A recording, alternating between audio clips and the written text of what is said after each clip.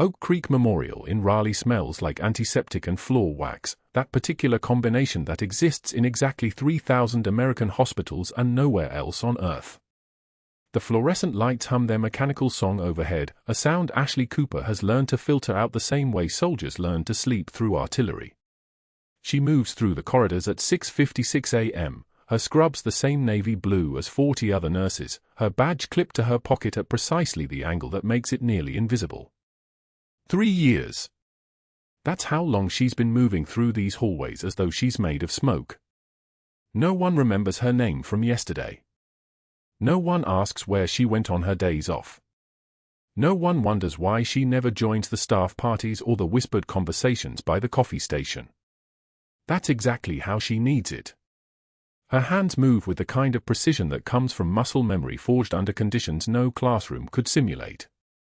When she starts on 4, the needle finds the vein like it's magnetized, first attempt, every time. The other nurses notice this in the way people notice background music, present but unremarkable. If anyone had been watching closely, really watching, they might have seen something else entirely. They might have noticed the way her shoulders settled into a readiness that had nothing to do with nursing and everything to do with standing watch in a phi base where the mountains came alive with muzzle flashes at midnight.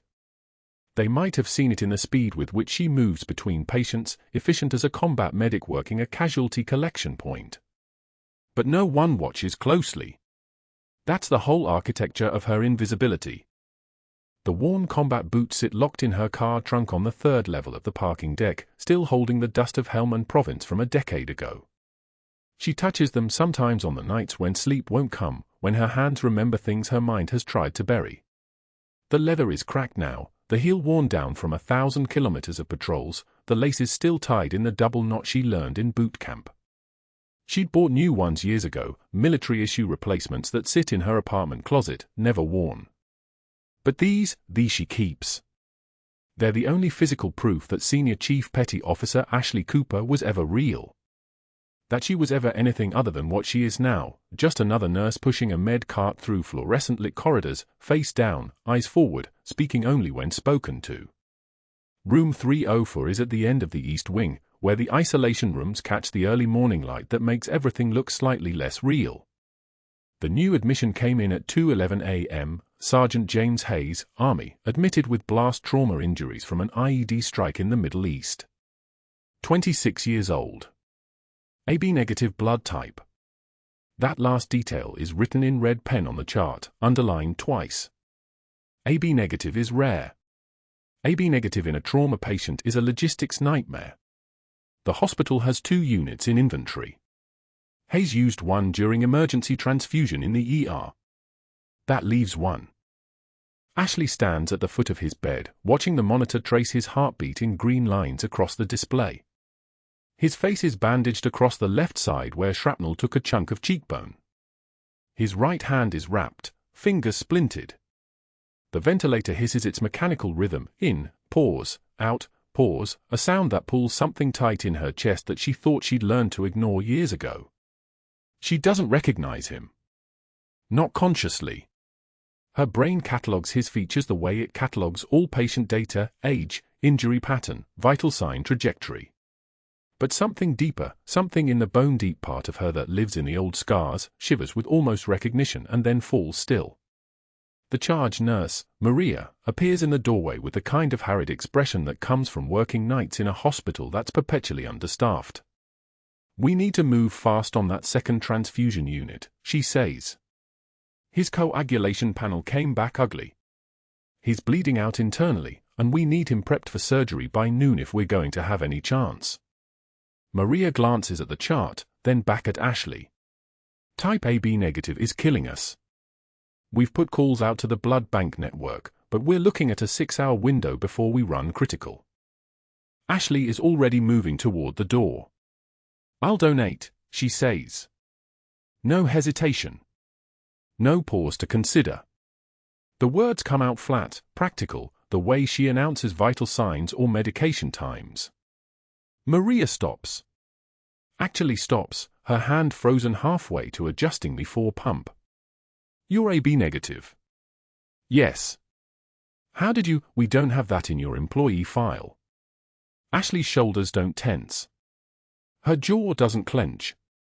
Her voice remains the same steady register it's always been. I don't put unnecessary medical information on hospital employment records. But yes, I can donate. Today. Now, if you want. 40 minutes later, Ashley sits in the blood bank donation chair, a needle the size of a ballpoint pen sliding into her antecubital vein with the kind of practice smoothness that comes from having done this particular procedure many times before. The bags fill with her blood, dark red and moving through clear tubing into numbered collection vessels. The phlebotomist, a young woman named Deshawn, makes conversation, the kind of hollow chat that happens in medical spaces. That's really generous, Deshawn says. We don't get a lot of AB-negative donors.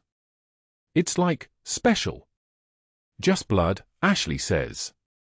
Her eyes are on the bag filling beside her. It helps. That's the point. The door opens while she's still connected to the needle. A man enters, tall, expensive-looking in the way that has nothing to do with the cut of his clothes and everything to do with the confidence of someone who has never been questioned. His smile is the kind that doesn't warm his eyes. His shoes cost more than Ashley makes in a week.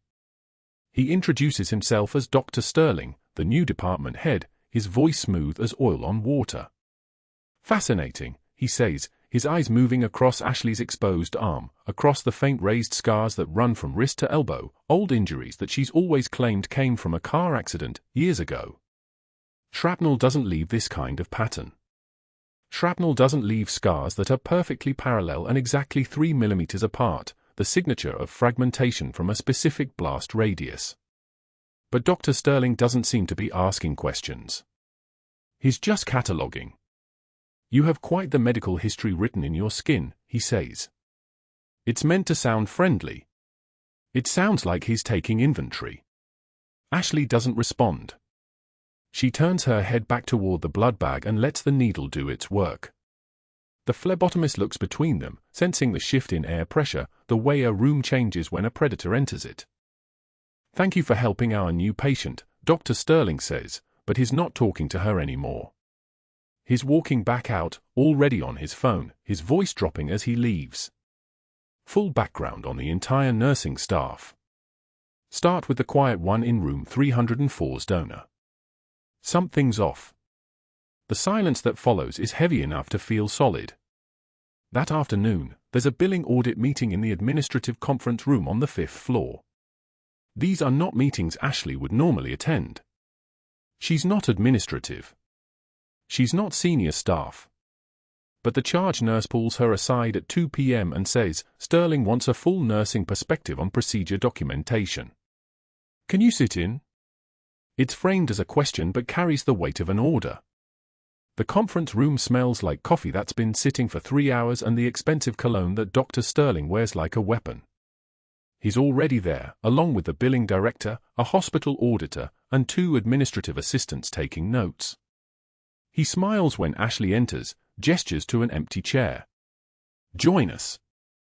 I'd like your perspective on some procedural anomalies. They review files for 20 minutes.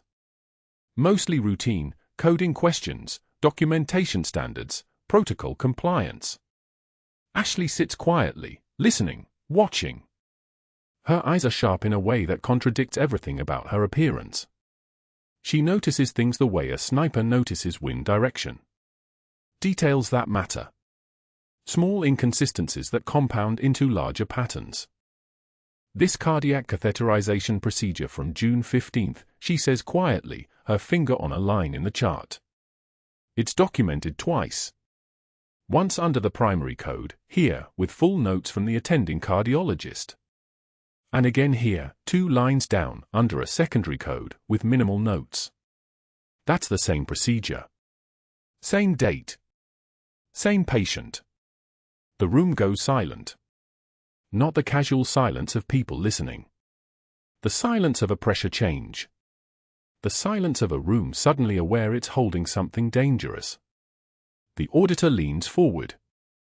Which code is correct? Neither, Ashley says. Her voice hasn't changed pitch. One of them shouldn't exist.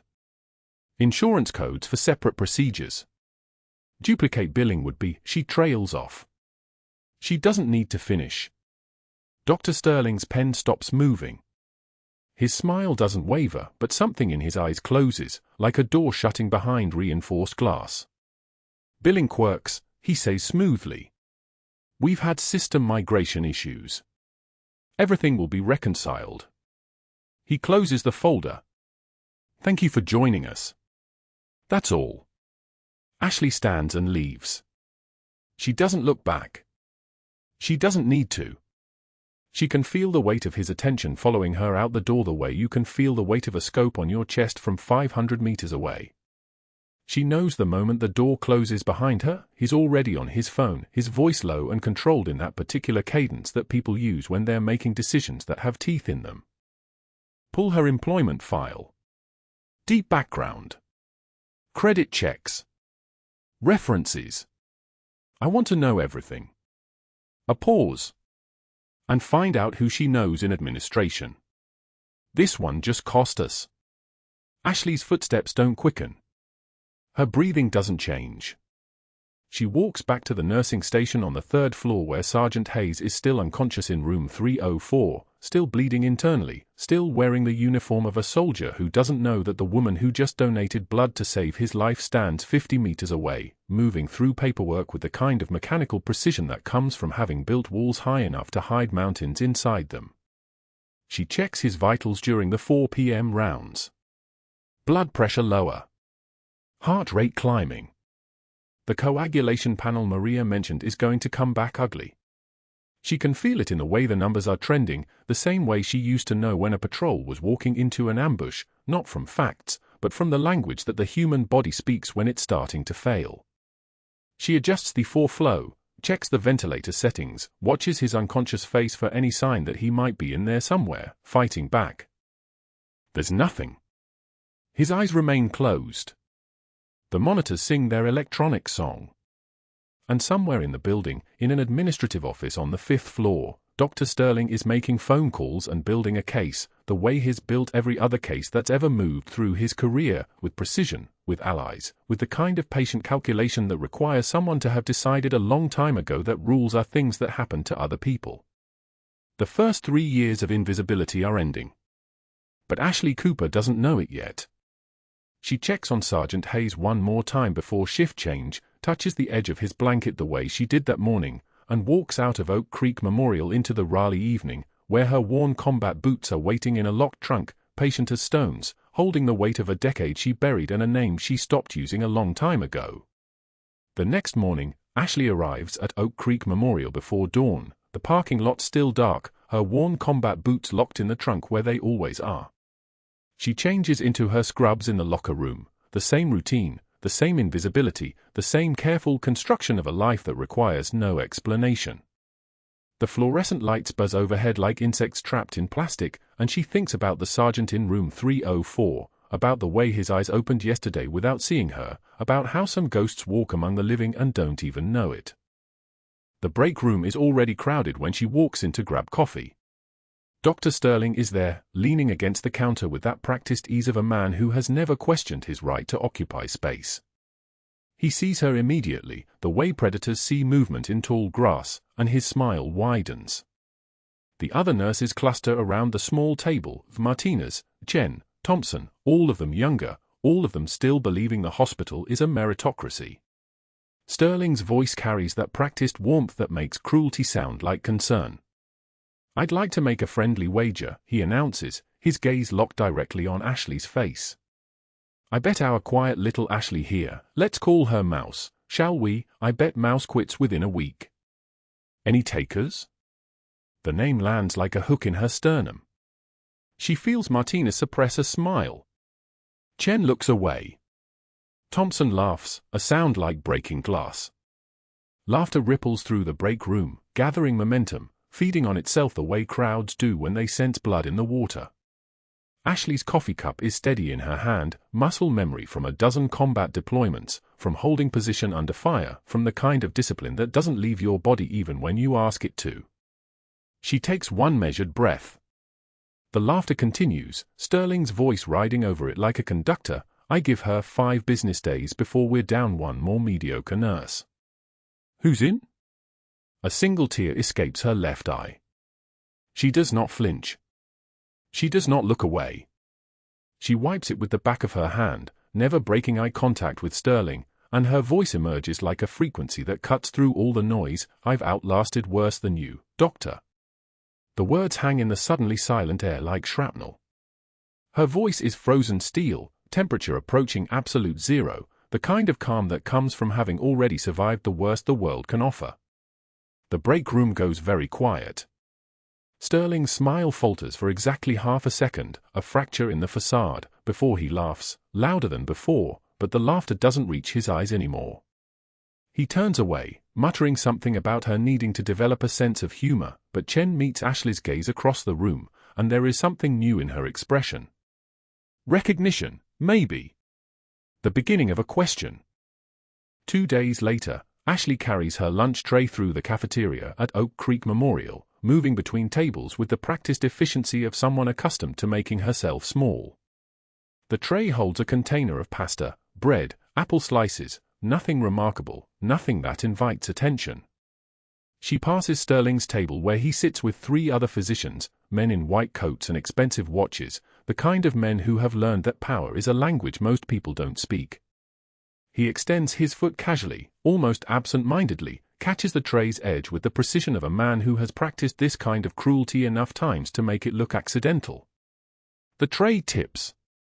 Time compresses into slow motion, the container of pasta spinning through the air, red sauce arcing across the fluorescent-lit space, plastic dishes clattering against the tile floor with the sound of broken promises. The sauce splashes across her scrubs, stains blooming across the fabric like flowers. The cafeteria goes absolutely silent. 50 pairs of eyes watching. The kind of silence that has weight.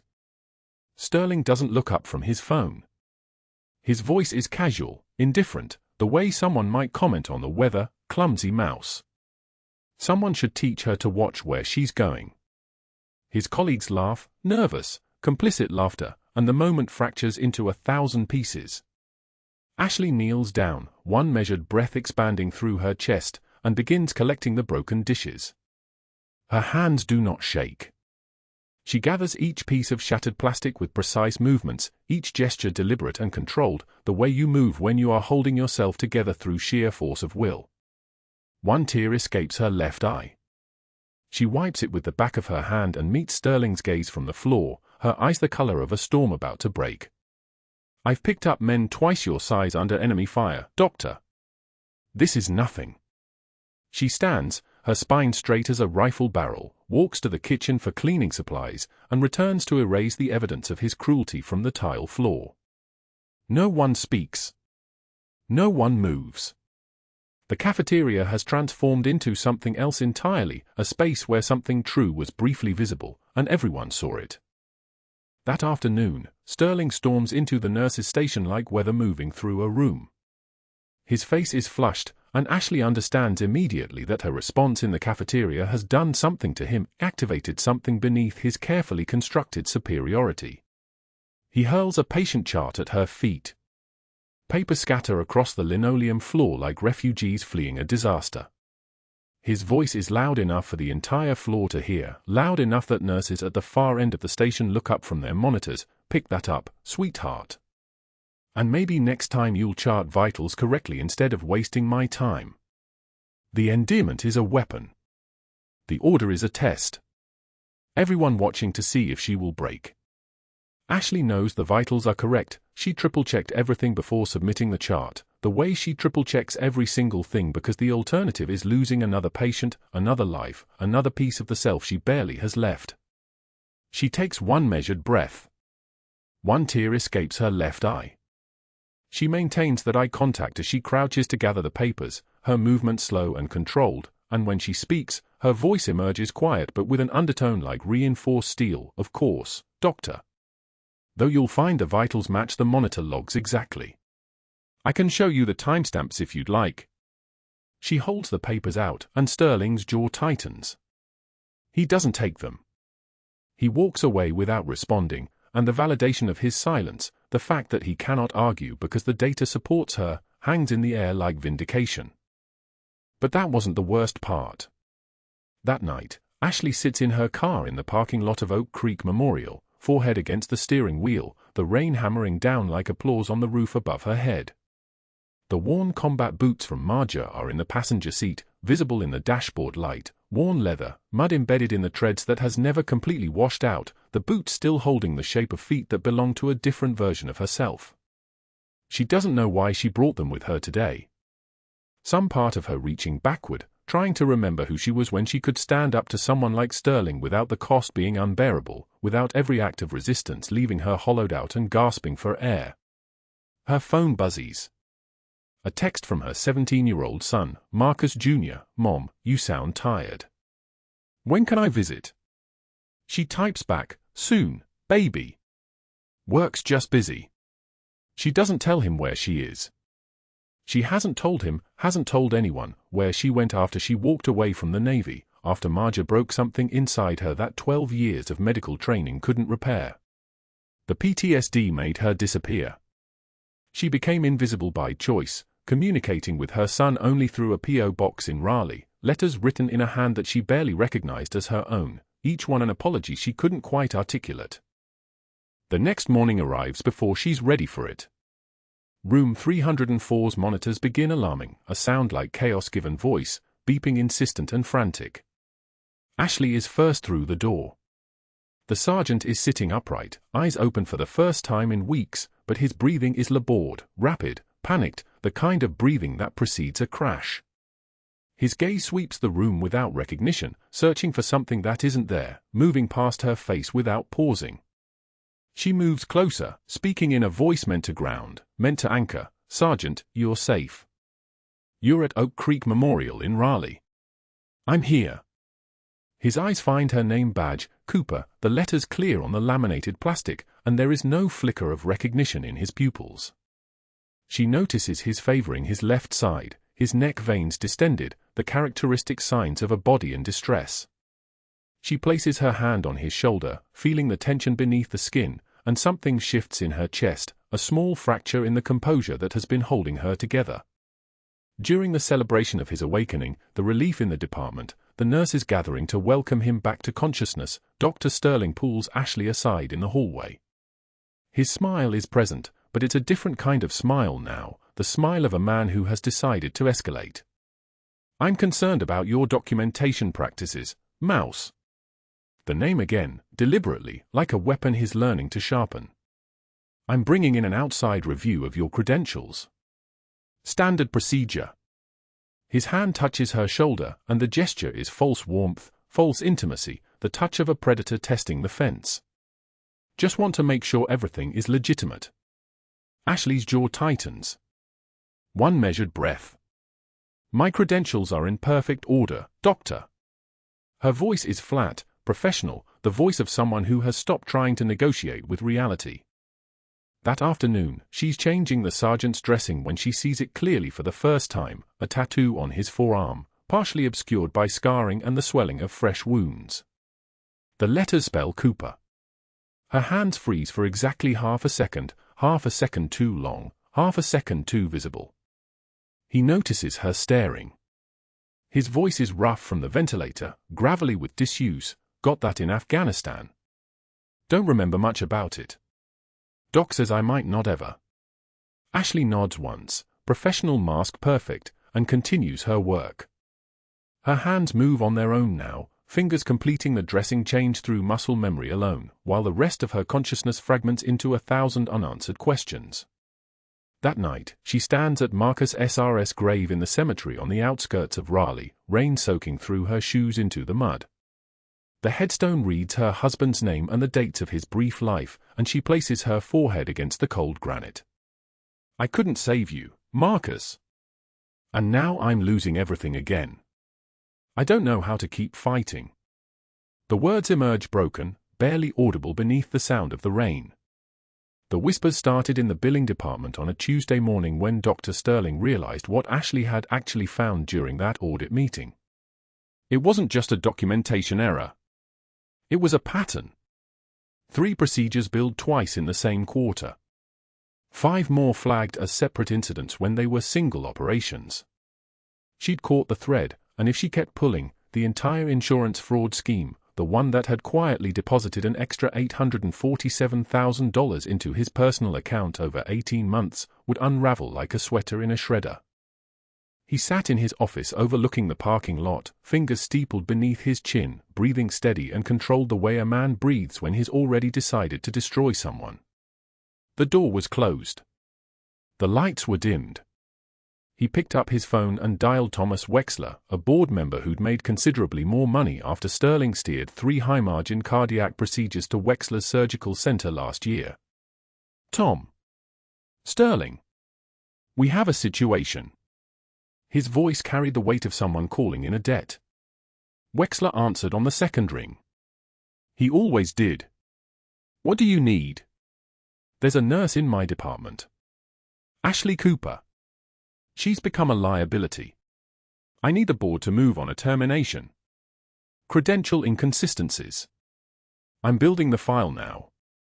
The pause on the other end lasted exactly 2 seconds. Done. Send me what you have. That was how it worked at Oak Creek Memorial. Favors were currency, and Dr. Sterling had spent the last 6 years accumulating wealth in that economy. He made 3 more calls: Margaret Holloway from administration, Robert Chen from compliance, David Fairbanks from patient services. Each owed him something. Each said yes before he even finished explaining. By noon, he had his network. By 2 o'clock, he initiated the second phase. He called a clinic in Bozeman, Montana. The voice that answered was tired, overworked, the sound of someone managing a skeleton crew on a Wednesday afternoon. Sterling left a voicemail. This is Dr. James Sterling, calling from Oak Creek Memorial Hospital in Raleigh regarding a former employee, Ashley Cooper. We've discovered some irregularities in her employment history here, and we're conducting a verification audit. Can you please call back immediately to confirm her employment dates, position, and any disciplinary records? This is time-sensitive. He hung up and dialed a hospice in Portland, Oregon. Same tone. Same message. Different voicemail.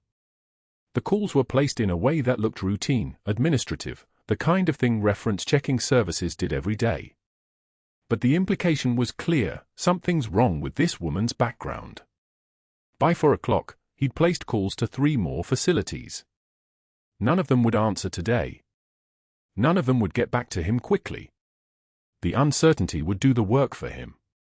That night, Sterling sent an encrypted email to Patricia Chen, an investigator who specialized in credential verification for hospital systems. He'd used her before, discreet, thorough, and most importantly, flexible with interpretation. He attached a highlighted file he'd spent the afternoon compiling. 3 pages of selective documentation designed to raise questions without proving anything. Patricia, the email read, I need a comprehensive credential audit on our senior chief petty officer, excuse me, our senior nursing officer Ashley Cooper.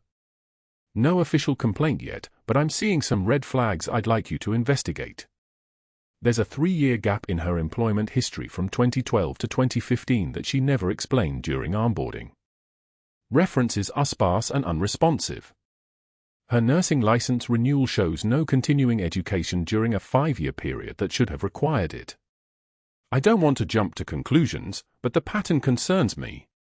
Can you have something on my desk by Thursday? Confidential, obviously. He sent the email and leaned back in his chair. The lies were woven with just enough truth to be plausible. Yes, there was a gap in her employment history because she'd been in the Navy, and that wasn't something a routine background check would find unless they knew to look for it. Yes, her references were sparse because most of them were overseas military assignments, classified installations, names she'd buried decades ago. Yes, there were inconsistencies because her entire life was one long inconsistency, a woman pretending to be someone she wasn't. Sterling smiled. She'd made a critical error thinking that an anonymous audit meeting would stay anonymous. Over the next 2 days, Sterling moved through the hospital like a man conducting a symphony. He had a conversation with the nursing director in the cafeteria, voice low and concerned. I'm a little worried about Ashley Cooper. Background check revealed some discrepancies we didn't catch initially. Nothing confirmed, but we're looking into it. The director's expression shifted. Concern. Doubt. The seed was planted. He stopped by the ICU nurses' station and repeated the same concern to 3 separate nurses. I like her, personally. Good worker. But apparently there are some credential issues we're sorting through. Nothing to worry about, HR is on it. By the time he left, 3 nurses would tell 5 others, and by evening, the entire department would know that something was wrong with Ashley Cooper, though nobody could quite articulate what. The rumor spread through Oak Creek Memorial like an infection, not loud enough to be a direct accusation, but persistent enough to poison every casual interaction. Nurses who'd worked beside her for 6 months suddenly couldn't quite remember her last name. The physical therapy team didn't invite her to their lunch rotation. Even old Dr. Patterson, who'd never had a crossword for anyone in 35 years of practice, gave her a slightly longer look than necessary, as if trying to solve a puzzle that had just been placed in front of him. Ashley felt it. She was trained to feel it, trained in the kind of threat assessment that kept soldiers alive in kill zones. The air in the break room changed when she entered. Conversations didn't resume, they just stopped. People's eyes held questions they didn't ask. The machinery of institutional doubt was running now, and it would grind forward whether she did anything or not. On Wednesday afternoon, she received a summons to the Human Resources Office. The message came via email, clinical and formal, please report to HR at 2:19 p.m. for a routine personnel review. Ashley read it 3 times. Routine. The word sat wrong. Nothing about Sterling's presence at Oak Creek Memorial was routine, and nothing about this message had the tone of routine business. She looked at the email timestamp, sent at 11:33 a.m., which meant Sterling had sent it himself or had it sent within the last hour. She had 6 hours to wait. She spent those 6 hours working, moving through her shift with the same measured precision she'd maintained for 12 years of service. 3rd floor recovery, monitoring post-operative patients, checking drains and vitals and medication schedules. Her hands moved with muscle memory that predated this hospital, predated the scrubs and the fluorescent lights and the careful anonymity she'd constructed. Somewhere in her sternum, beneath layers of scar tissue and controlled breathing, something was tightening. At 1:55 p.m., she was sitting outside the HR office, shoes silent on the tile floor, hands folded in her lap. Through the glass partition, she could see Susan Martinez, the HR director, organizing papers on her desk. Next to her sat a woman Ashley didn't recognize, dark hair, dark blazer, the bearing of someone accustomed to conducting investigations. Patricia Chen looked up as Ashley entered. Her eyes tracked Ashley's face with the precision of someone trained to find inconsistencies. Ms. Cooper. Susan gestured to a chair. Thank you for meeting with us. This is Patricia Chen. She's conducting a routine credential verification audit, and we have some questions about your employment history. The room was cold. The air conditioning vent above Ashley's head hissed with mechanical precision. She sat down slowly, her military training overriding her fear response, posture straight, hands visible, breathing steady. Of course, Ashley said quietly. What do you need? Patricia opened a folder. Inside were Ashley's application materials, her license, her background check. Also inside were highlighted sections, margin notes, a document trail that had been compiled with surgical precision to look like evidence of something wrong, even if nothing about it was technically false. Your employment record shows a gap from 2012 to 2015, Patricia began. Can you explain what you were doing during that time? Ashley's jaw tightened almost imperceptibly. I was employed elsewhere. Where? The answer hung in the space between them, impossible to give without opening doors she'd sealed shut 12 years ago. Federal employment. I'm not at liberty to discuss the details. Patricia made a note. That's unusual. Most facilities require detailed employment history before hire. I disclosed it to the hospital's background check contractor, Ashley said, her voice still measured, still small. I provided authorization forms for federal employment verification. Those forms were apparently incomplete, Patricia continued. There's no documentation from the hiring firm confirming they actually received verification. That's because the forms had been routed through the Navy's classified channels, documented in places that no civilian background check contractor would ever access. The paper trail simply didn't exist in the civilian world. It was designed not to exist. Susan cleared her throat. Ashley, we're not suggesting you did anything wrong. This is just about ensuring our records are complete. We've also contacted your references, the clinic in Montana and the hospice in Oregon. Neither has responded yet, but when they do, we want to make sure everything aligns. Ashley understood what was happening now. She could see it with perfect clarity, the trap that had been set, the narrative that was being constructed. By the time those reference calls got returned, if they got returned, there would be discrepancies worth documenting. By the time Patricia Chen finished her investigation, there would be a file thick enough to justify anything. She had perhaps 72 hours before the machinery that Sterling had set in motion became unstoppable. 72 hours before her invisibility became her liability, before the carefully constructed life of anonymity collapsed under the weight of a man who decided she was inconvenient. But that wasn't the worst part. At that exact moment, 3 floors below the HR office, in physical therapy, Sergeant Marcus Hayes was beginning his Wednesday range of motion exercises. His chest was still bandaged. His breathing was still shallow.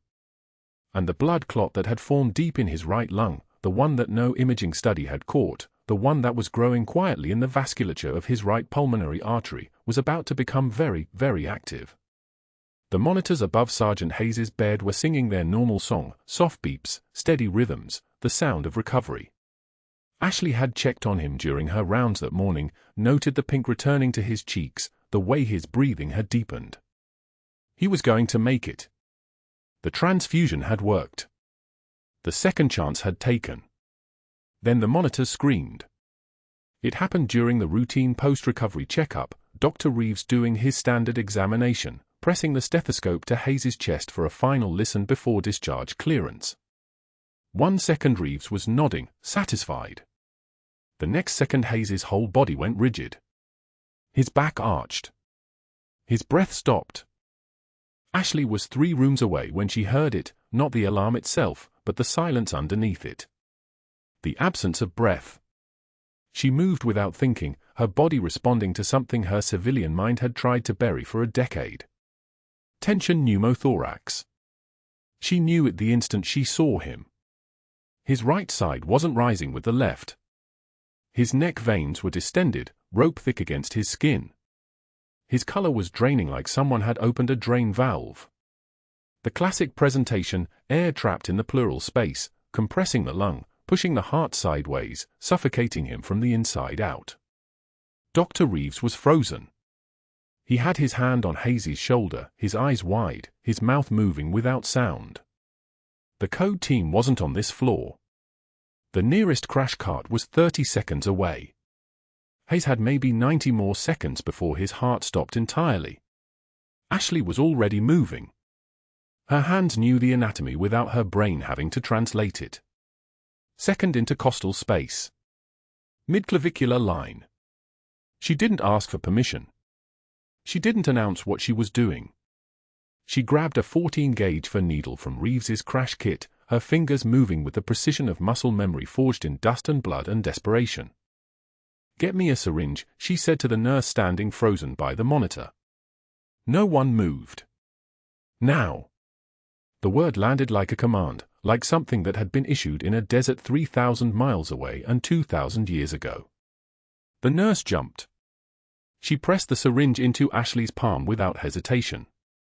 Ashley's hands were steady as surgical steel. She prepped the skin with antiseptic, fast, methodical, efficient. No hesitation. No second guessing. This was prayer and precision combined. Hayes's breathing was gone now. His O2 sat was plummeting. 87. 82. 79. She felt for the landmarks. Second rib. The space below it. The needle went in with a soft pop, the sound of air and tissue yielding to purpose. The hiss came immediately. That sound, the rush of pressurized air escaping, was the sound of a life stopping its collapse. Sergeant Hayes gasped. His body relaxed. His back settled against the bed. The monitors climbed. 85. 90. 93. Stable. Dr. Reeves was staring at her like she'd performed surgery with her bare hands. "Get chest surgery down here," Ashley said, already moving toward the phone. "He needs a chest tube. Bilateral lung injury, secondary pneumothorax risk. Move." The code team burst through the door 30 seconds later, and Ashley stepped back, letting the machinery of emergency medicine take over. But everyone had seen it. Everyone had watched the floor nurse, the invisible woman in sensible shoes who pushed specimen carts and restocked supply rooms, execute a procedure that most residents spent weeks learning. The whispers started before the chest tube was even placed. In the nurse's station, during shift change, the conversations died when Ashley walked past. She caught fragments. "Did you see that? Where did she learn that? That was a surgical intervention. On the floor. By a nurse. Exactly like she knew exactly what would happen." By evening, the questions had multiplied like bacteria in a petri dish. Who was she? Where had she worked before? How did a floor nurse have field trauma experience? Why was there such a significant employment gap in her history, for years where she'd simply vanished from the nursing registry, no explanation, no record? The charge nurse, Marjah, pulled Ashley aside in the supply room. Her voice was low, confused. "Ashley, what I saw you do in room 304. That wasn't nursing. That was medicine. That was experience." Ashley didn't answer. She counted compression socks without looking up. "I'm not trying to get you in trouble," Marjah continued. "I'm just confused.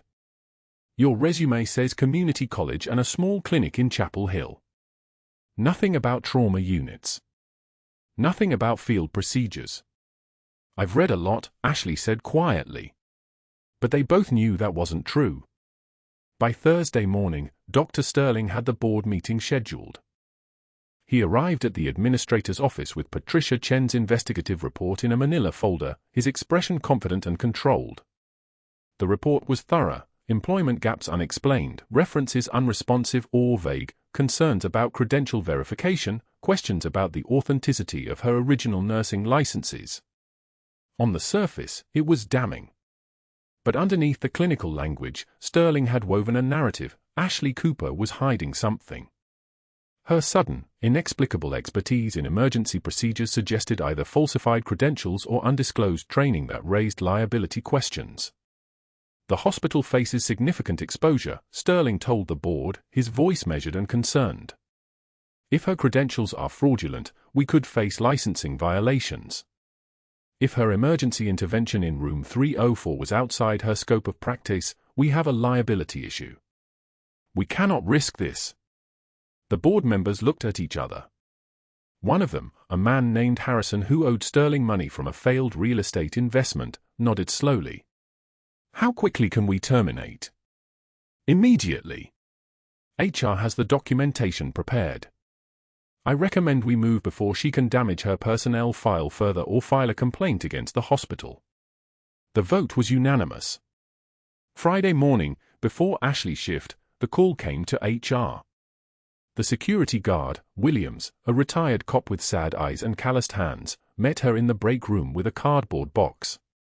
Inside were her personal items. Her coffee mug with the lighthouse on it. The photo of Marcus Sr. in dress uniform. A change of clothes she kept in her locker for long shifts. "Credential inconsistencies," Williams said, not meeting her eyes. "You have 30 minutes to clear your locker." Ashley took the box.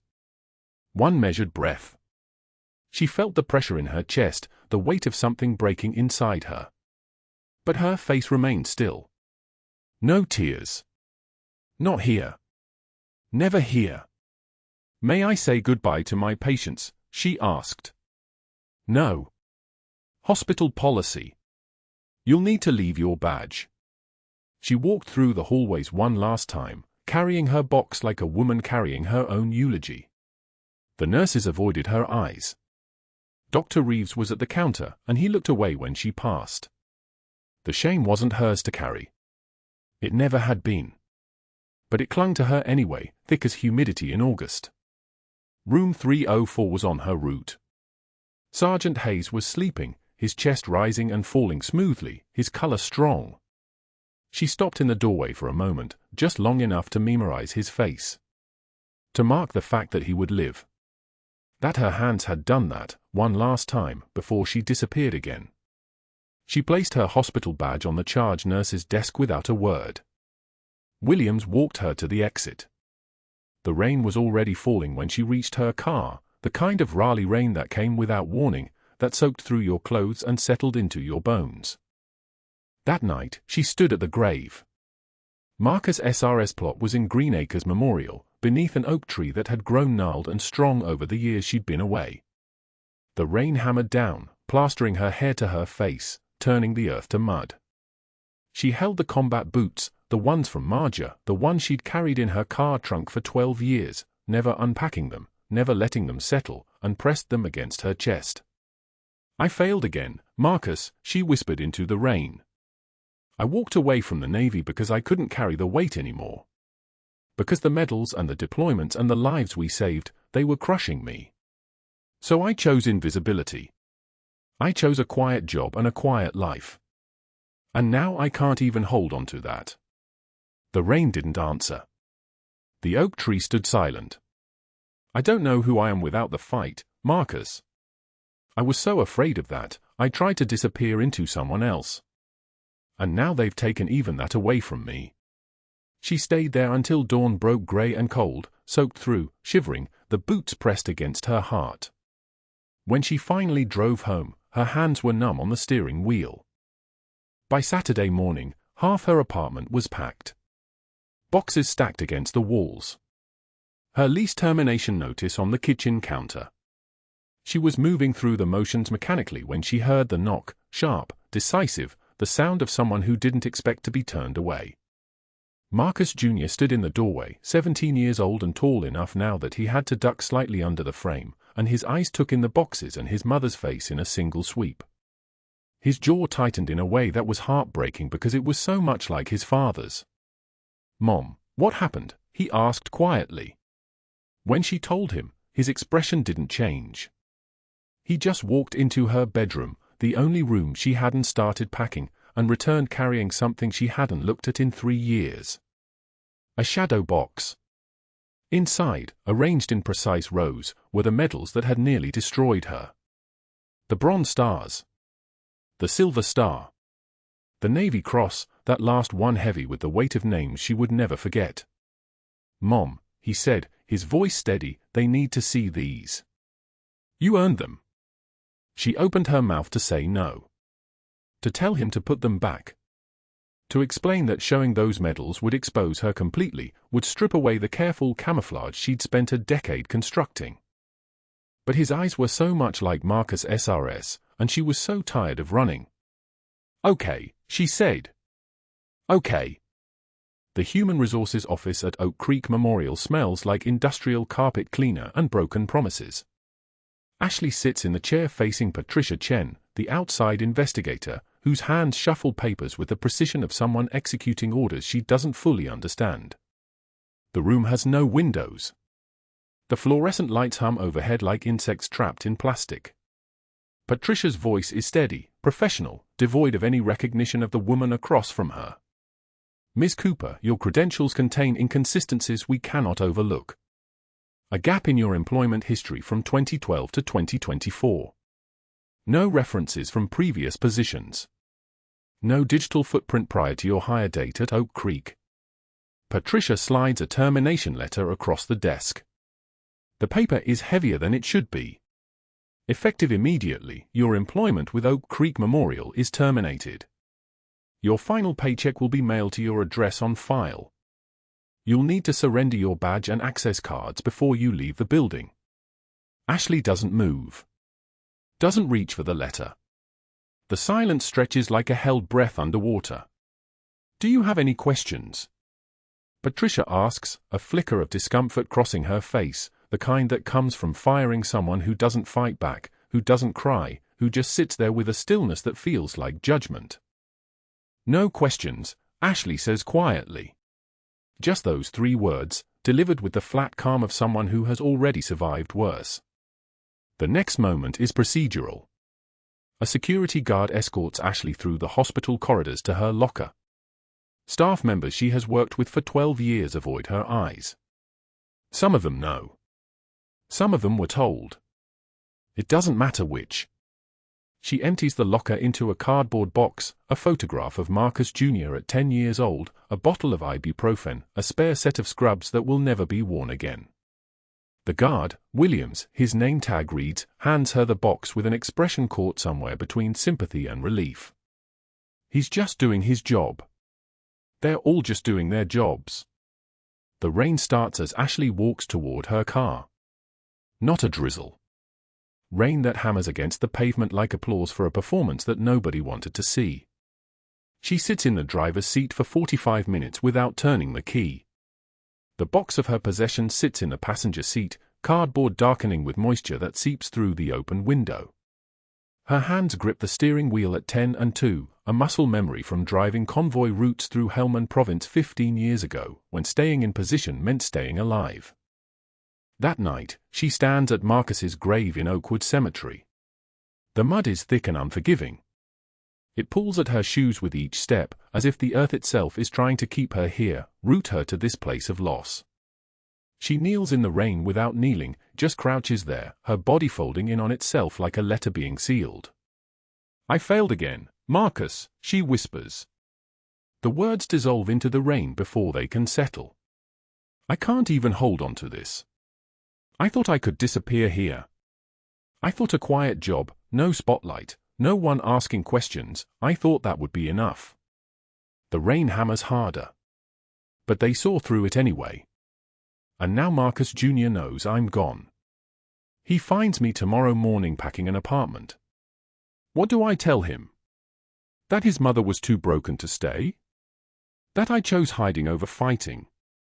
The rain doesn't answer. It never does. She stays there until her knees lock and her breathing deepens into the rhythm of someone learning to accept that some battles cannot be won, only endured. The apartment is a studio on Davy Street, 12 blocks from the hospital. When Marcus Jr. arrives Saturday morning, he finds his mother sitting on the floor surrounded by open suitcases, her uniform from 12 years ago folded on the coffee table, blues pressed and sharp, ribbons aligned with the precision that military training never truly leaves. He's 17. He's never seen this uniform. He's never asked about the gap in his mother's history that starts at 2012 and ends yesterday. Mom. His voice cracks on the single syllable. What happened? She looks up at him, and in that moment, he sees something in her face that 12 years of invisibility could not hide, a depth that goes down so far he cannot see the bottom. I was fired, she says. Simple. Factual. The kind of sentence that changes everything in a single breath. For inconsistencies in my background. Marcus Jr.'s jaw tightens. He's been accepted to Duke on a Navy Rock scholarship. He knows what sacrifice looks like because he's watched his mother practice it every single day without ever naming it. Why didn't you tell me? About before? About whatever you did? Ashley stands slowly. Because I wanted you to grow up without that weight. I wanted you to have a life that wasn't defined by what I couldn't leave behind. Marcus Jr. doesn't respond. He walks to his mother's bedroom and returns with a shadow box, weathered wood, glass front, lined with felt. Inside, arranged with military precision, are medals. A Navy Cross, silver with its distinctive anchor and cross. 2 bronze stars with Valor. A silver star. 2 purple hearts. Ribbons in colors he has no names for. Combat Action Ribbon. Navy and Marine Corps Achievement Medal. The box is evidence of a woman he's never met, living inside the mother he thought he knew. I found this 2 years ago, Marcus Jr. says, his voice steady now, dangerous in its control. "In the trunk of your car. I looked up every ribbon. Every citation number is real. 3 combat deployments. Marjah. You never told me." He sets the box on the coffee table. "The hospital board is meeting Monday morning at 8. Some kind of emergency session.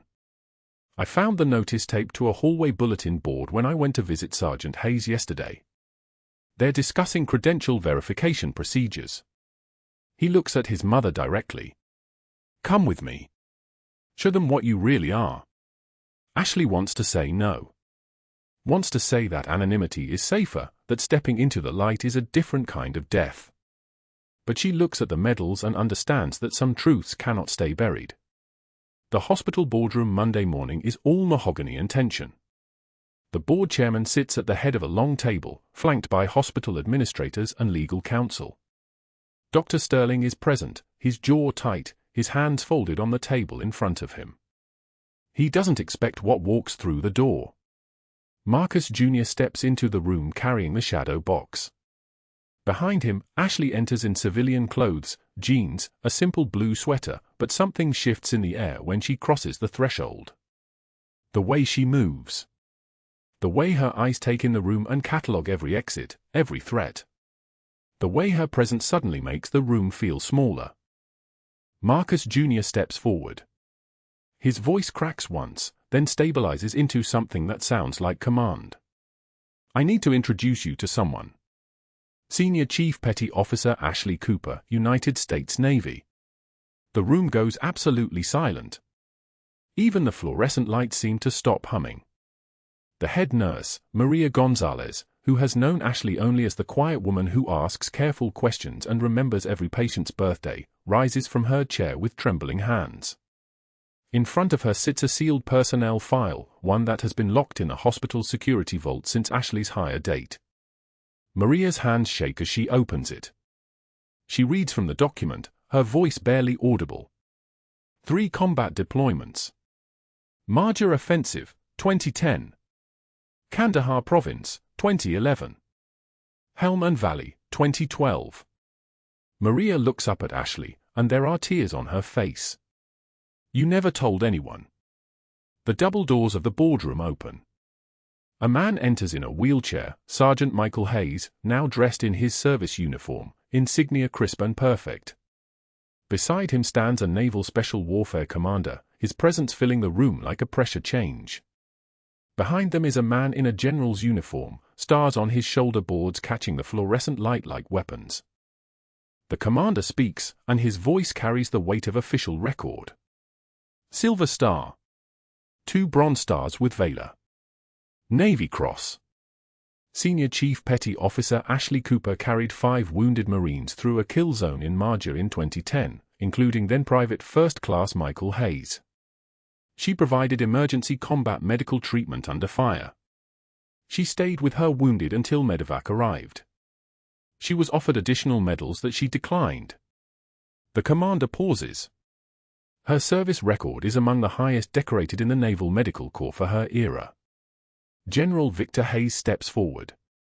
His presence is gravity. His voice is authority wrapped in a human body. "Ms. Cooper's transfusion saved my son's life twice.